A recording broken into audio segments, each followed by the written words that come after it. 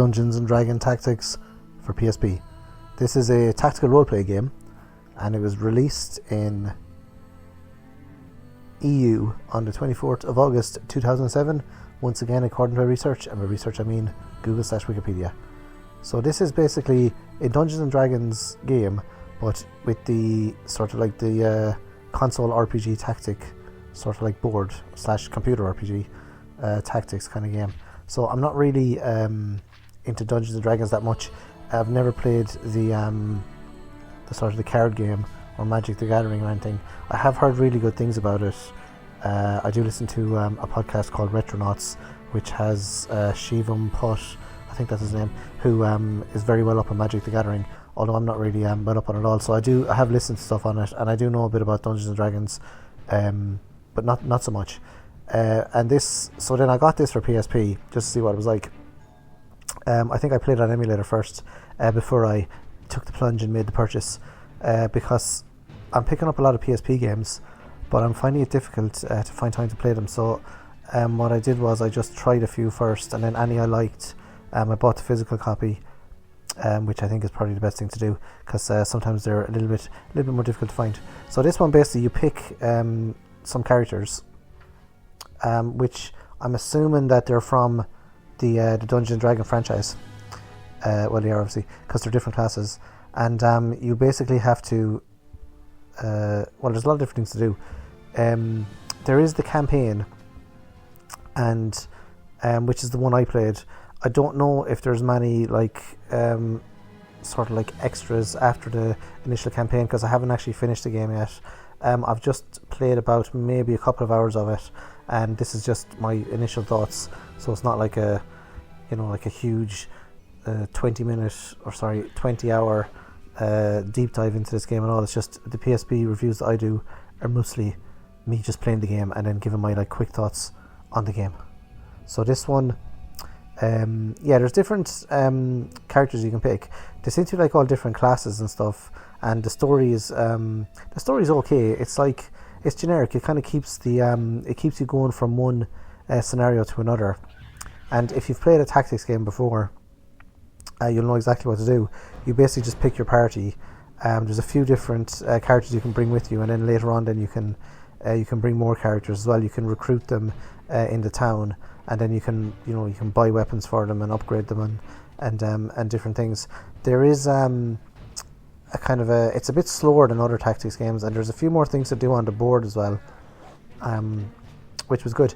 There's similar to, I don't know, the tactics games that I think are the best are Final Fantasy Tactics and Suikoden Tactics. So those games, I don't think I've played a tactics game that has surpassed those.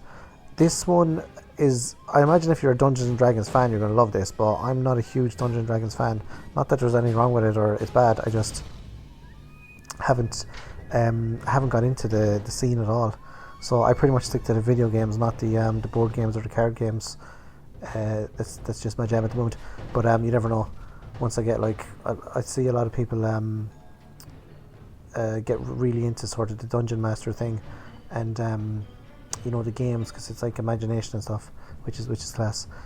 So yeah, this one there's chests you can pick up, and there's different kind of terrain things as well, not just like high terrain or low terrain, where you have an advantage if you're on the high ground. There's darkness and kind of things to get around, like obstacles and stuff. So there's different rooms. So the maps are a bit bigger, I think anyway, than the normal. I'm saying normal tactics RPGs. What I mean is Vandal Hearts, Final Fantasy Tactics, even the Lord of the Rings tactics as well. These boards seem to me to be significantly bigger. They're sort of areas, so it's kind of crossing the tactics kind of genre with more a, I don't want to say sideward scrolling adventure game, but something like that, because the areas are larger than those other games I just mentioned, because they seem to be I don't know, suspended in midair. The city is just suspended in midair, and you just have those few squares to work with, whereas this one has a whole area, so it's more kind of I don't know, it's kind of, you don't have to suspend disbelief as much for this one, if that makes any sense whatsoever. The Lord of the Rings and the other sort of tactics games I've played on the PSP, this one is most similar, just from the Valkyria Chronicles 2. I found this a little bit similar to Valkyria Chronicles, not overly similar, but just the way that the boards are so, or not the boards, the maps are so big, I found it a little similar to Valkyria Chronicles. So I'm going to leave the footage on here. Obviously, you know, this is the footage I captured, so if anyone wants to ever use it for, you know, if anyone ever needs to use Dungeons and Dragons tactics footage, you're more than welcome to use my footage there. So that's just my initial thoughts on this one. It's pretty good. I've played it for a couple of hours, so I think I'll give it another few hours as well, after my initial sort of thoughts here. And I'm quite liking the amount of characters, and the swiftness of the battles as well is quite good. It's not like, I mean, I've played like some tactics games where you might be on the same thing for like an hour or two, particularly with Suikoden tactics. Some of the battles they take absolutely ages, but these ones seem to be quite swift.